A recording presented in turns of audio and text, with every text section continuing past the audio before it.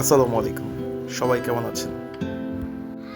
আপনারা দেখছেন শারীরিক প্রতিবন্ধী রোমান ভাইয়ের সেই আপনার ভাইরাল গরুটি।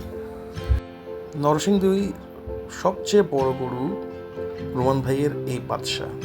তিনি আর তার ওয়াইফ গরুটিকে অনেক যত্নে লালন পালন করেছেন।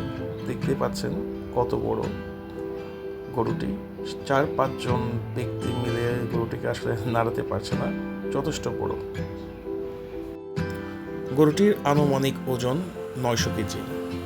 গরুটির জন্য তিনি একটি ভালো দামে বিক্রি করতে পারেন, তবে গরুটির সেই বিক্রিত মূল্য দিয়ে তিনি একটি খামার করতে চান।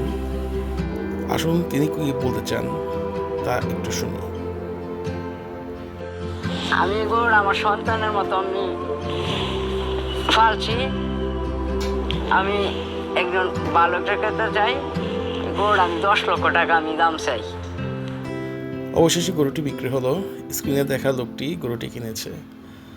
দেখছেন গরুটিকে বিদায়কালে রোমন ভাইয়ের কান্না।